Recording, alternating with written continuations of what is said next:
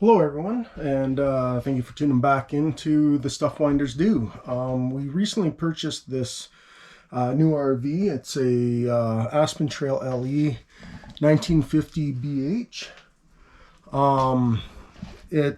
We just brought it home last weekend. Happened to have the day off work, so decided to take a bit more of a look through it. And while we were doing our walkthrough, we noticed there was a potential weak spot on the front bed. The front bed on this is it's an RV queen, they say. It right there. And the mattress is over here, obviously. So I'm going to work on it, but it's the same width as a residential queen, a standard queen bed, except it's a wee bit shorter. So headboard to footboard, something like 4 inches shorter, something like that. I don't remember exactly. But what it has is, see right here, it has a little storage compartment. Now the front is blocked off because that is the technically pass-through storage, I guess, although it doesn't pass through. It's only accessible on the one side of the trailer, but that is because on this side it has the freshwater tank, water pump, stuff like that. There's a little access panel right there that you pull to get access to that and do your winterizing and stuff like that. But what we noticed is if we flip this bed over, or this panel over, to gain access to the storage, it is solely supported. Let me just flip this down on a second there. All right. It is solely supported on the back side by the 3 hinges, 6 screws, and that's it. And then it's supported by this front rail here, supported down by the foot here, and then absolutely no support for this span here. And they didn't even, put a board in here to brace it, anything like that. They did put this beam in to brace it. I give them something to screw into, I guess, but there's still just little little hinge screws. No big deal. Like, not very big, not very strong, And so if you push down on here, you can feel it flex. It'll move. And that's with me putting, very little weight just with my hand on it. So I'm thinking, you throw a body weight on that, and if it happens to be nicely centered, it's going to pop those screws. You're going to collapse, end up in your storage. Why they didn't take this board and screw it to this board here and then give that some bracing to the wall, pony wall, whatever you want to call it, so it would be similarly structured to this outer wall, right? And screw it to there to give it bracing. So now I could do that. I could just build a board that would, span just underneath that to here. I wouldn't be able to go past that because I need access to this panel. But then that's a very short span, and it is still kind of braced with this. And I could screw it into whatever the studs if I can find them. And then that would be it, right? It would hold. But what I'm thinking of doing is I'm actually going to build another one of these walls and just place it right in that section. And then that will actually put all the force of this board straight through down into the floor. And then we know it's definitely going to hold very well, very tight. And we're going to go from there. So let me just set this down. We'll take some measurements and see what we need to do. Now, between it being 2021 still, dealing with all the 2020 fun, and buyer's fun, I'm not really interested in heading in and buying some wood. Not to mention right now where I live, wood has done anything from double to quadrupled in cost in the last 6 months to a year. It's gotten ridiculous. So we're going to build it with wood I got here. I got some 2x4, stuff like that. We'll pull out the table saw, rip them down to being 1x1 size. which I believe is what these, well, it's probably 2 by 1, so it's 1.5 inches by 2 inch, or 1.5 inches by 1 inch, so that's technically more like a 2 by 1. So we're gonna do that. Come on, hook, and see what we end up with here, and just kind of build this wall out. So it looks like I got 50 inches from the inside of that far short wall to being just shy of the access panel that I need to make. So we got 50 inches there, which is perfect because I think I actually have a piece of 2 by 4 that is exactly 50 inches long. And then we need to make it, let's see here, we got 21.25 inches from the floor up. And this is 1 inch, right? Yeah. So that, knock an inch off of that means we got to make the full height 20.25 inches. And then we'll follow the same as this pre-existing wall here, which they run 16-inch centers for what would be your stud. So I think we're going to do that. We'll make that happen. This is this actually exactly 21.25 as well? It is 21.25. So yeah, if I were to make it the same, 20.25 high for the full height. I'll have to figure out how large these studs will need to be to compensate for the upper and the lower beam. But we'll figure that out. We'll go drag the table saw out of the shed, and we'll find some wood and get ripping some boards. See you in a little bit. Alright, so we got this chunk of 2 by 4. It is a 1/16 of an inch shy of 50 inches. So that should work out just fine for our needs. And if you know anything about dimensional lumber, you know that a 2 by 4 is actually 1.5 inches. So we need 1.5 inches by 1 inch, right? To match the board that's already in the trailer. And it's 3.5 inches wide, because 2 by 4s are not true 2 by 4. So what we're going to do is we're going to rip 1 inch thick strips out of this 2 by 4.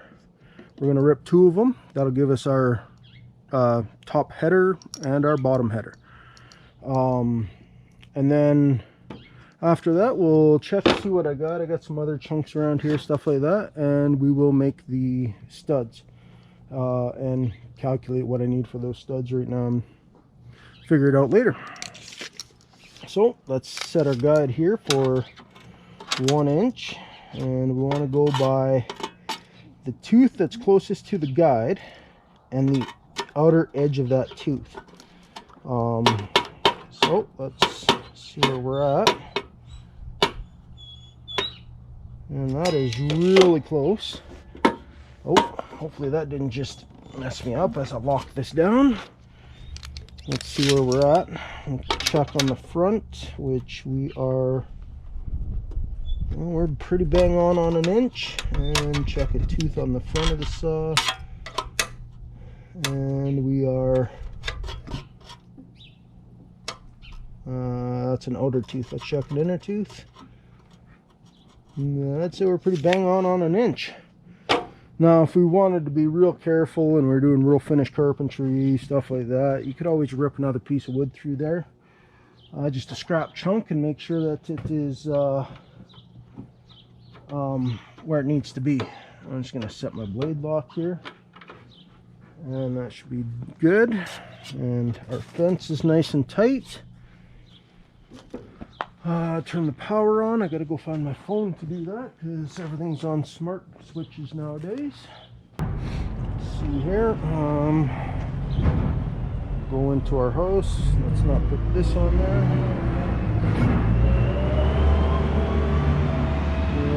Sorry for the noise. I think that's the garbage truck running through right now.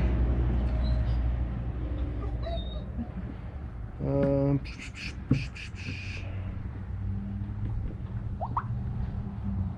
the plug on. Alright, plug is on. There we go there.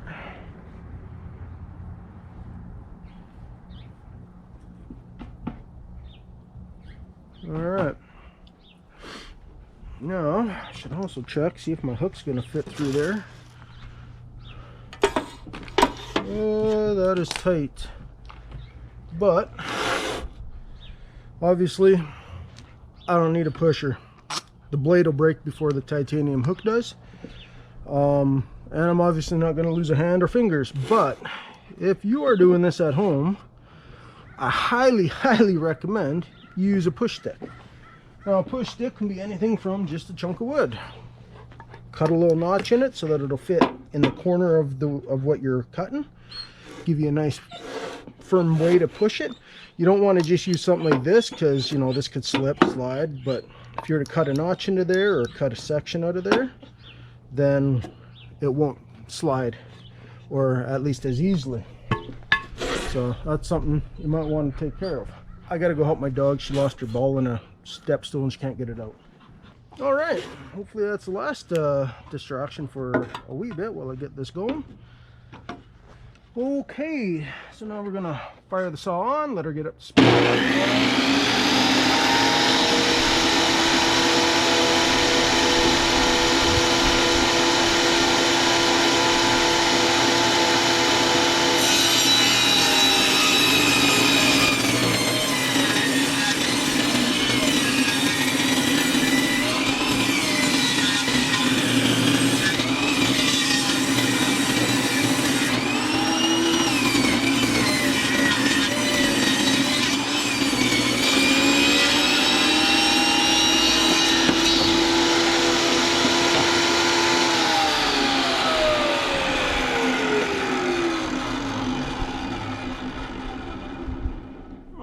There is our first piece. That is going to be either our header or our footer.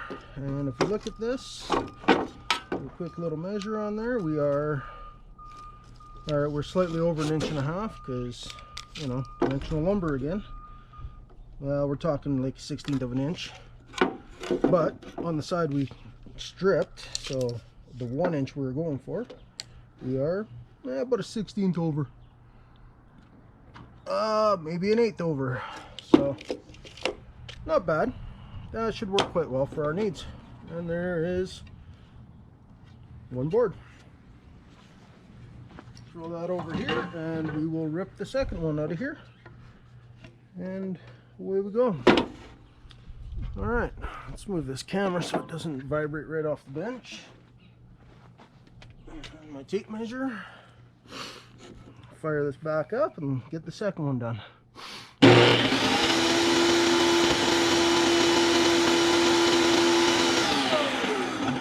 Just because my good hand's going to be much closer to that blade now, we're going to use this as an outside guide.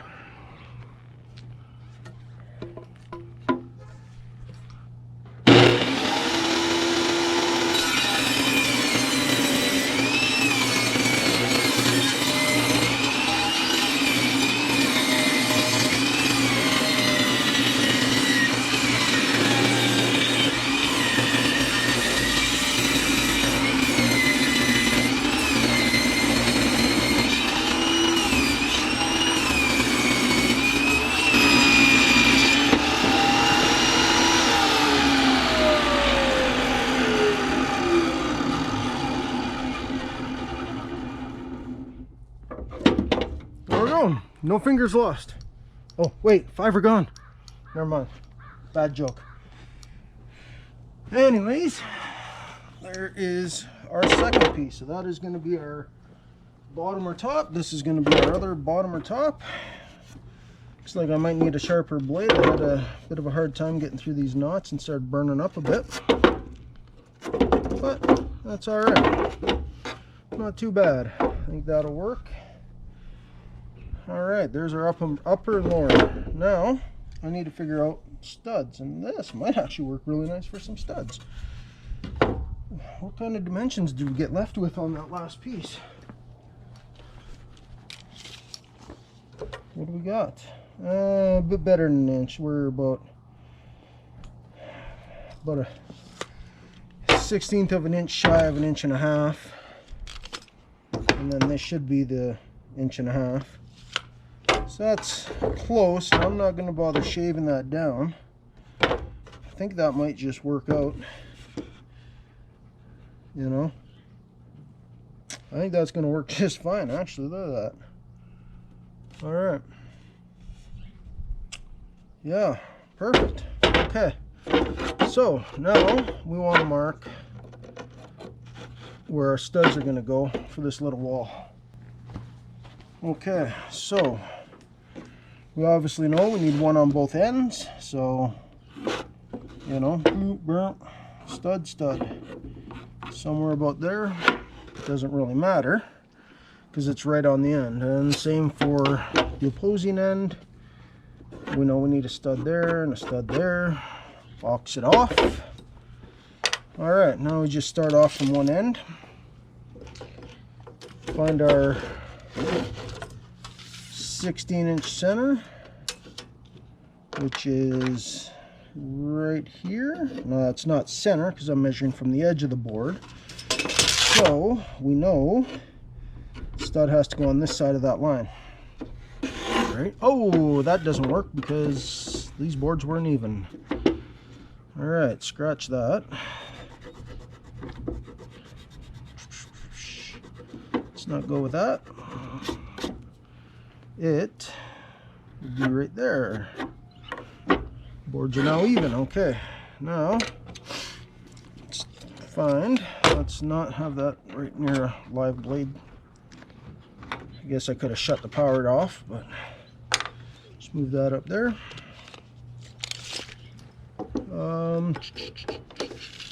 So now we're looking for 32 inches, the next 16. If you're kind of new to this, 16-inch centers are marked with red numbers on most tapes. I've actually never seen a tape without it. Let's make sure my boards are even on both on the end here, like that. And so all you gotta do, you don't even have to do math. All you gotta do is look for the red number. So there's 16 again, and of course we're measuring from the end of the board, so our stud goes on that side to make it the center. And then, well, what do we got left? Is it enough to care to put in another one? Nope, because we are going to be like an inch, half an inch shy of the next center. So we'll let that one be slightly more than 16-inch center. Sound good there? So that means I need 1, 2, 3, 4 studs. And okay, now what we need to know is how thick are these together, because we need 20 1/4 inches, pretty sure is what we decided, from top to bottom. So what we need to do is take 20 1/4 and subtract the thickness of these two, and that is 2 1/8. So does that make you 18 1/8? Right? 2/8 make a quarter. So we need our studs to be 18 1/8 long. How many can we get out of this?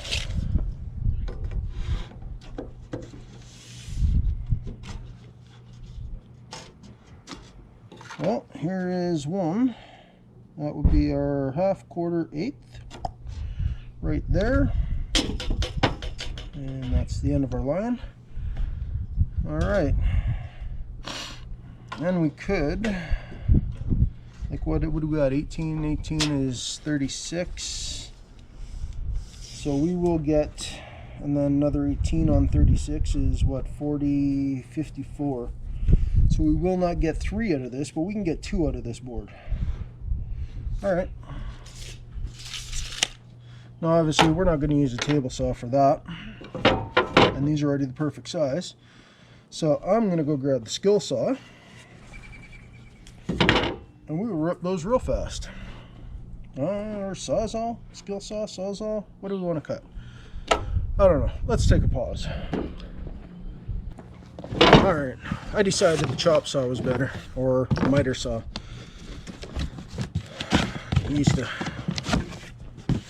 First time I ever used anything similar to this was cutting steel, so kind of used to saying chop saw. So we'll pull this out, and because we're only making a couple of quick cuts, I think we'll just do it right here on the table saw. I don't think we're gonna have to bolt it down for stability and stuff like that. It's gonna be fairly fast.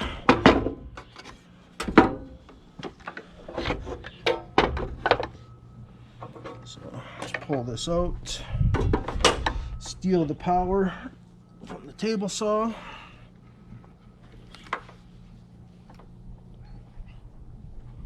Plugger it in.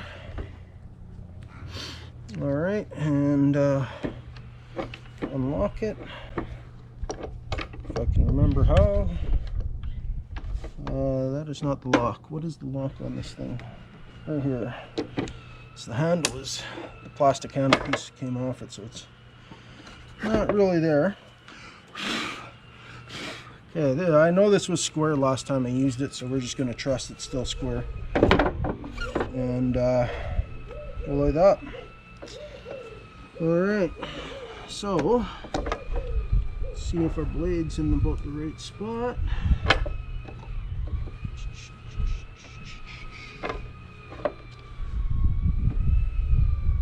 Yeah, right about there should work. Alright, hold that in nice and firm. Let her spool up and then cut her down.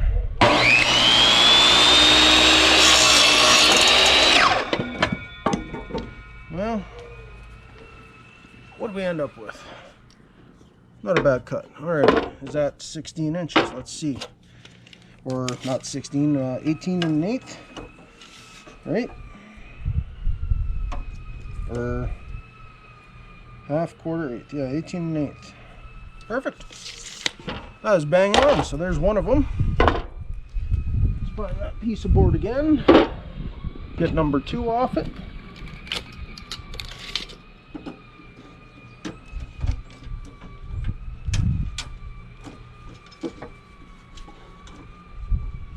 Where'd my pencil end up at?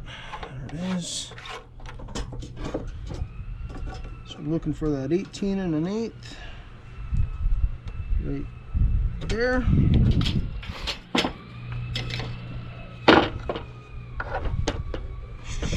Now if we were doing a whole lot of these, we could set up a tooth isn't really lining up where I need it. Let's give her a little spin. Is that an inner or an outer tooth? Well, it looks like an outer from here. I don't know.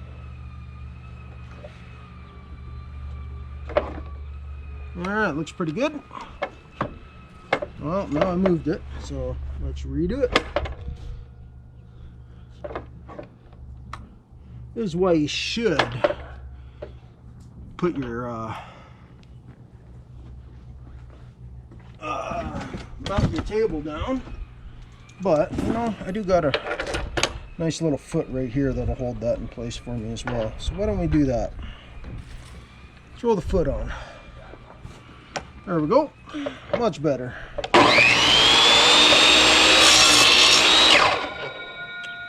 There we go. There is number 2. Do they run up even? Look at that. Nice. There's 2 of 4. Alright, let's see if we can find some more wood that'll work out for this. We got this. It's going to be a little small to rip, but I could rip it. Do we have enough? Oh yeah, we got more than enough. Alright. Let's rip that and make one more out of that. Get the chop saw out of the way. Not a chop saw, but yes. Those pieces can sit right there. They'll be fine.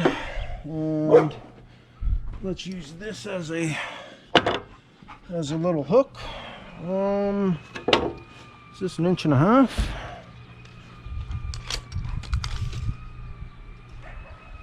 It is. Okay, so this is a piece of a 2x4.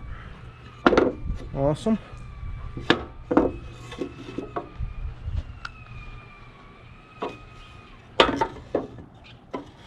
That is awfully small, but it'll work.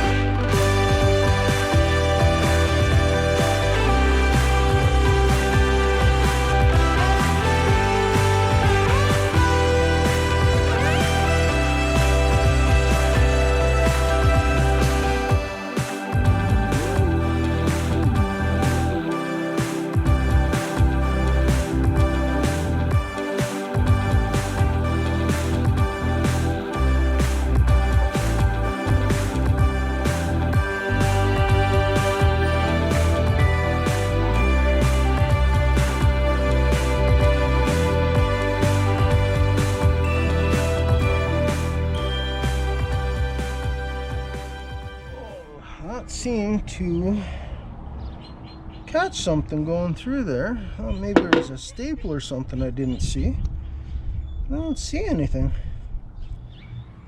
Just not sure what it is. Didn't hit my hook. No, I don't know. Maybe just that last bit of cut was a little softer wood or something. I don't know.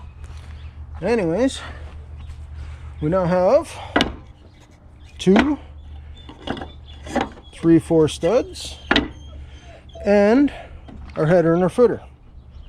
All right, we're gonna nail that all together and take it into the shed as a single piece. I'm gonna go help my dog get her ball. I'm sure she can hear her crying there. 1 second.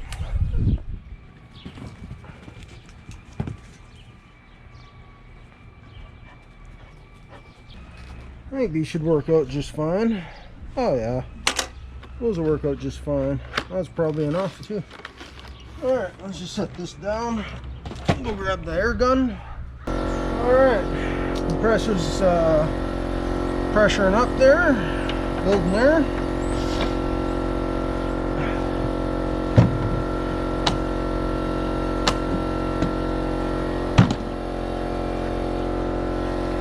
Air gun, nail gun. One of the many tools I enjoy having, because man, you need them. This thing, in the back, and you kind of just lift that up and let them fall down. Of course, they don't want to. There we go. And you put that back, and it just holds them up tight up against the front. Okay. Not throw any air on that until we're ready. And actually I don't remember what the pressure limit is on this. Does it tell me?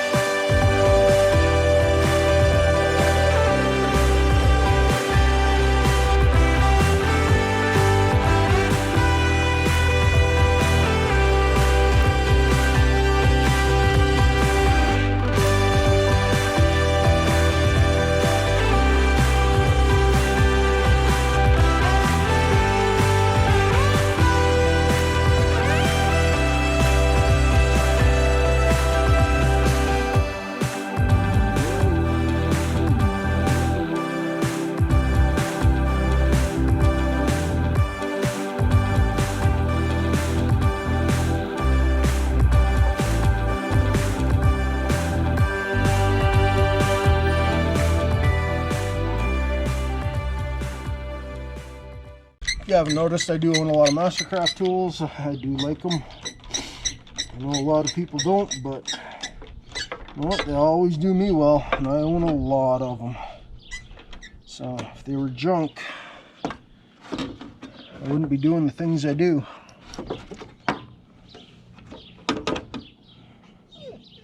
My theory is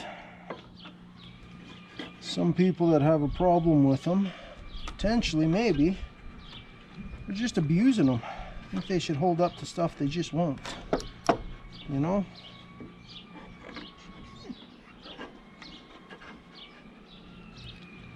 Or somehow figure they're going to run them, you know, 12 hours a day, 7 days a week, you know, working job sites and stuff like that.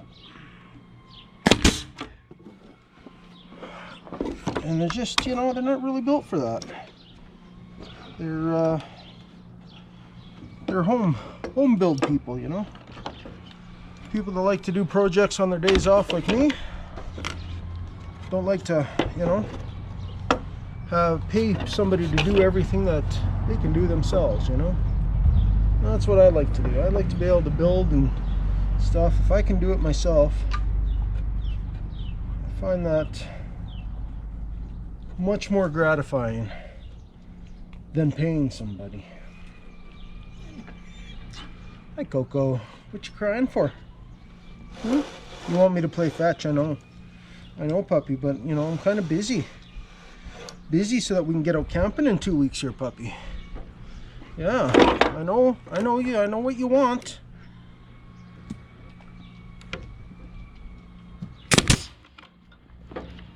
Put a little bit of split in that board, but I think it'll be just fine.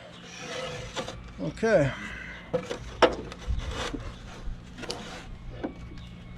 Hopefully you're seeing this. I can't really tell because I'm not looking through the camera.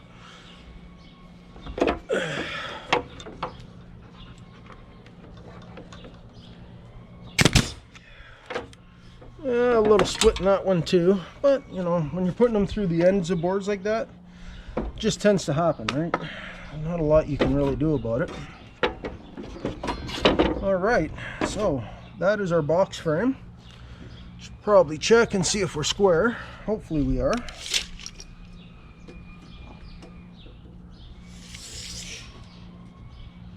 Well, we're sitting at 35 3/4, just shy. Not even a 16th shy. And what do we got here?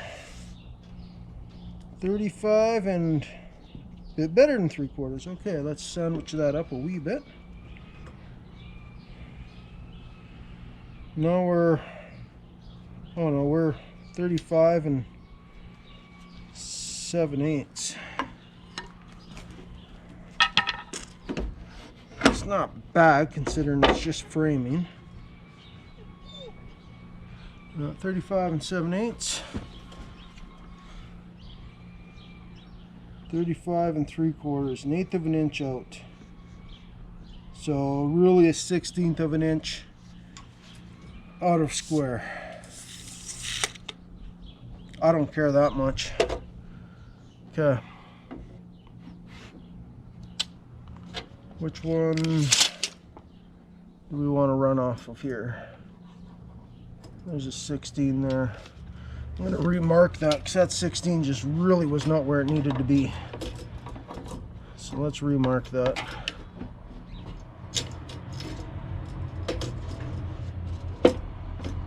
Oh, it's where it needs to be on the bottom side of that line. That's why. Go by the bottom side. Alright. But that is definitely not. I must have spun this board. So let's remark it.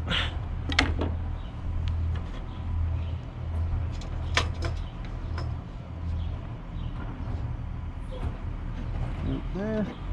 Okay. Nail this one in. Right there, eh? Okay. Right there. Right there. Make sure it's nice and flush.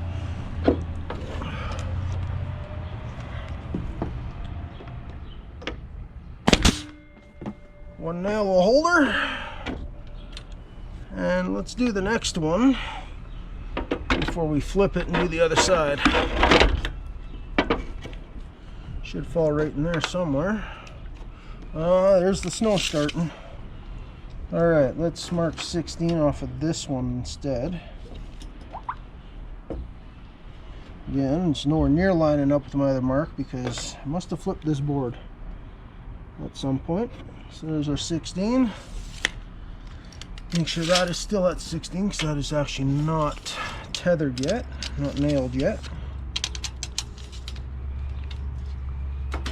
Sounds like we got somebody else doing some work out here today. That line is 16 right there. All right, so we can just go by that line. So let's move this over to this line, and that needs to line up right there.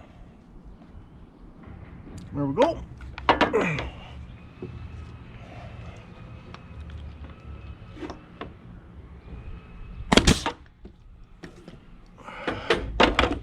There we go. Flip her over.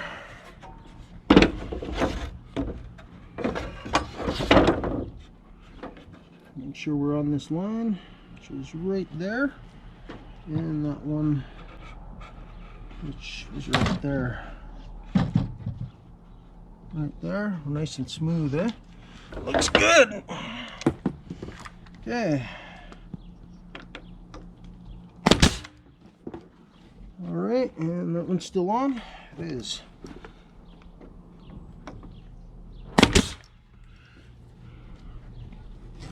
Looks good. Let's pull the air off of this now. Don't need that no more. All right, and then we should just be, so if we go like this, we should be 16 inches from this end to that board, which we are, and then 32 to that one, and then we're just over 16 there. We're, what are we at? 3/4 of an inch more. I don't see a need to put in an extra board just to try to make that work out. So next thing to do is go and fit this in the trailer, see how it looks, see if it's going to work out for us. Okay, we're back in the trailer here with our newly framed out wall section. We're just going to check, see how it fits, and see how we're going to basically affix it into the trailer here. The trailer is literally less than a week old, so I'm a little nervous about nailing or screwing stuff into it, so I'm not exactly sure what I'm going to do, especially if, you know, potentially it could affect warranty issues or something. So I'm not sure exactly how I'm going to fix this in here for now. Ultimately, it will get either nailed or screwed in, probably screwed in so that it's a little easier removable if I have to or want to. But for now, like, really all it has to do is stay in place. It's the way I fix it in here is not going to be structural in any way, shape, or form, because it's going to be putting the weight down into the floor joists. So really it doesn't need to be structurally secured. So I might actually just, I don't know, Velcro it in place or something for now, but let's see how it fits first. All right, so there is the new wall section. So we'll just take this and we will plop it in here this way, I guess. And it fits in there really nice. It, you can see it's actually the right, perfect height to the bottom of that stud there. And we're just shy of our access panel. So I can still access this access panel for getting to the water pump and do my winterizing and stuff like that. So that looks all really good. If nothing else, I guess I could just slap a couple screws in right here, and that's basically going to hold it in place. I think the bed itself, once it's flipped over, will hold it in place as well. Oh, I think that's perfect. You can definitely tell that that's making contact because it's actually springboarding this section right here. which I think is going to be just fine. It's only a wee bit. It's only lifting it just a bit, like a finger width. So, you know, just the weight of the mattress will probably keep that down. It literally takes no effort.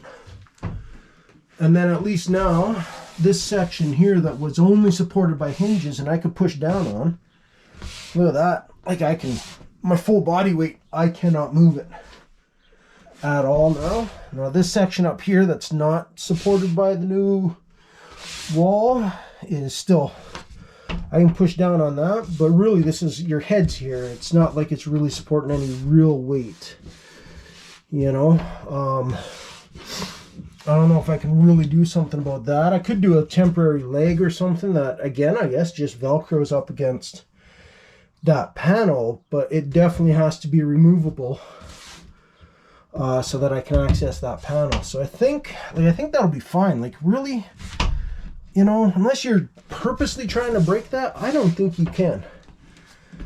And really, you know, what is this? Maybe 1/4 inch chipboard. Once lumber prices go back down to reasonable levels again, I guess it's, you know, we're talking about a couple dollars worth of board. Who cares? Look at how well that sits in there. All right, I think that is it. I think we're, you know, I think, yeah, maybe just to keep it in there, 2 screws, 1 screw, 2 screws into that. Because then even if I do have to replace that, that's fairly easy. It looks like they got it screwed now, I think. Yeah. So that'd be a fairly easy piece to replace if I ever found I had to. And I could easily dump a couple of screws in there. Ding, ding. 2 screws, nothing going through the flooring, nothing like that, but it would hold it in place and support this bed. You know, this is obviously resting right up on this now. I think we're in good shape. I think that's what I'm going to do. 2 screws. And like I say, at worst, maybe some double stick Velcro there. And that's good, you know. Like I sit on it, it doesn't flex, it doesn't move, you know, and I'm a big dude, so, you know, I think that's it. And for the weight, I bet you that thing weighs maybe a pound, all that dry wood. So, who cares for the cost and the weight? And we managed to do it with 2x4s that we had laying around. Trim them down. Looks like it matches what they have, you know. I think it looks really good. Awesome. Okay. Hopefully you'll be able to see that well. I have decided I am going to screw it into this end piece here. Just to keep it in place. Now this is all this wood is really dry and is going to be very prone to splitting. I don't know if that actually went into the next board. Let's see. Barely. Let's do it again. Extend this bit out.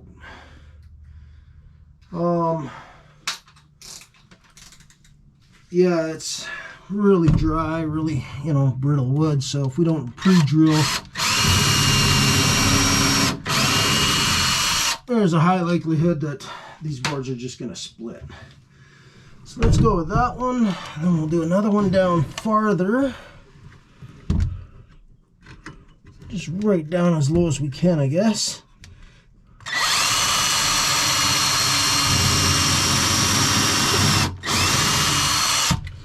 Now I know there's only the other board right there, so, you know, I'm safe to do this right now, but, you know, if you're drilling into something, you don't know exactly what's behind there, find out first. Could be a propane line, could be a power wire, you know.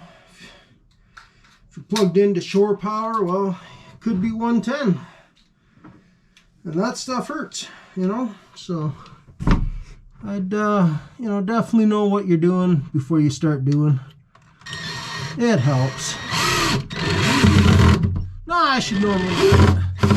I should take my own advice, but I don't. You know, so it's kind of a do as I say, not do as I do. You know, or do whatever you want.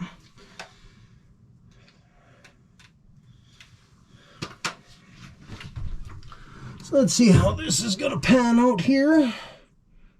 Did bring a third screw just in case I thought I needed it, but we'll see.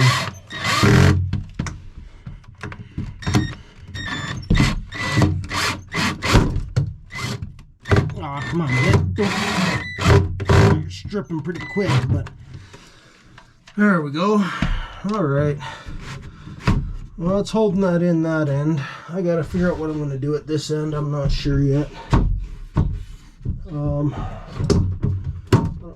Oh, I just pulled staples, and there's no beam right there. So that's no good. Where's the next beam? Probably right there where that staple is.